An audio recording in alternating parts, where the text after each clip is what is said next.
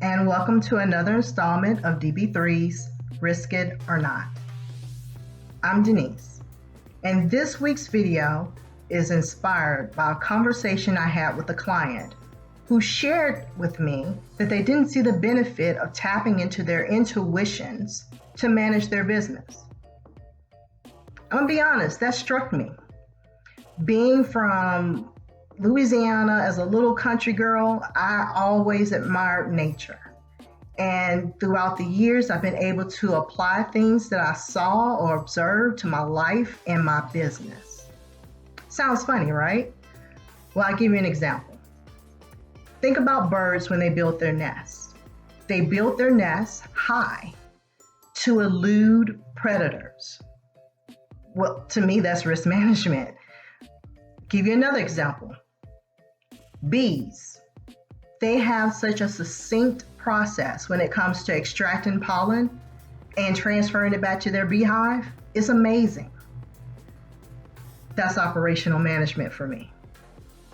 Every living organism is born with natural instincts that serve as a blueprint to how they behave and survive their environments.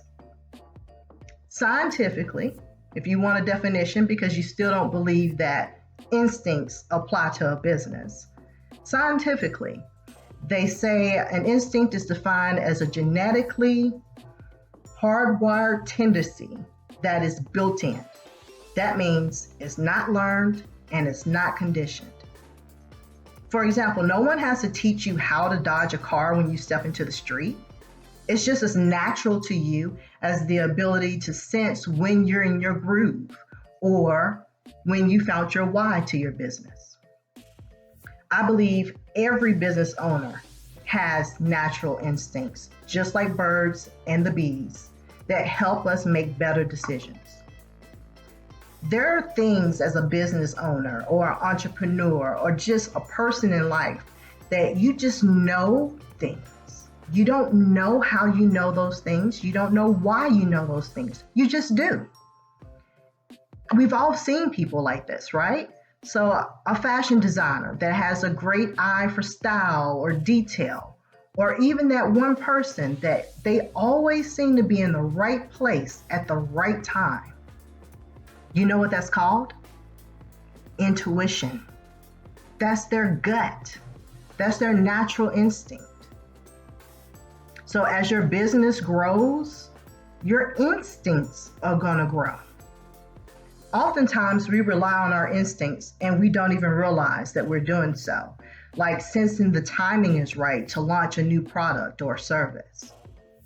Other times, well, we dismiss the very instincts that made us successful in the first place because we become inundated with so much information and data and other people's opinions of how to manage our business. We stop looking at all of the risks that we normally would look at when we're looking at decisions that are complex, like adding new business partners, or even those small day-to-day decisions we make, like answering an email when we're still heated.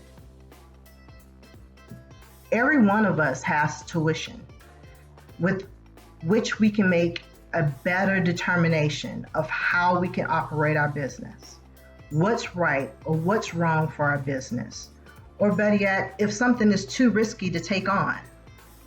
So, how can you tap into your intuition and use it for your business? I'll leave you with 4 points. The first one is to learn from prior lessons. So you want to reflect on prior situations, whether they were good or bad. Look at the ones that you listened to your gut on before you made a decision. Look at the ones where you did not listen to your gut. What were the outcomes? What triggered you to make the decisions in both of those scenarios? Point 2, be receptive. So to be receptive, you have to be open to all of your senses, not just your conscious and your rational mind, but your emotions. Emotions drive a lot of decisions when it comes to running a business. So you want to make sure that you're paying enough attention to all the signals and cues that you're receiving every day and how that's impacting your decision making. Point 3, check your intuitions. Don't allow your emotions to go unchecked. You need to analyze and deliberate what you're considering.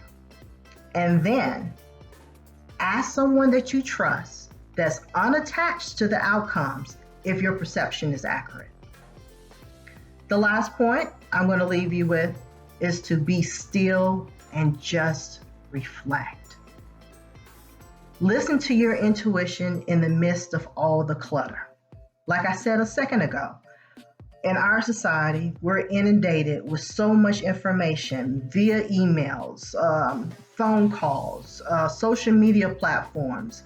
You may have committees and groups. You have people reporting to you. You have friends and family that want to give you advice about how to operate your business. You need to give yourself quiet moments of reflection to distinguish between the meaningful signs and signals that you receive and just the noise. Hopefully, if you take away anything from this video, I'm hoping that you're going to try to learn how to let your intuition guide your decision making for your business. Pay attention to them. Don't dismiss them. We all hear that little voice in our head when we're coming to a hard decision that we're trying to make. Don't discount it, especially if you hear something bothering you that says something of the matter of, this risk doesn't outweigh the gain. Or even if you hear that happy, cheerful voice that says, seize this opportunity now. Be courageous. Listen to your instincts that are natural to you. They haven't led you to stray away from success so far, right? That's all I have for you this week. I hope you enjoyed the little segment. If you have feedback, you know what to do. Like, share, comment, but most importantly, I hope you subscribe, and I hope to see you next week. Thanks, and see you then.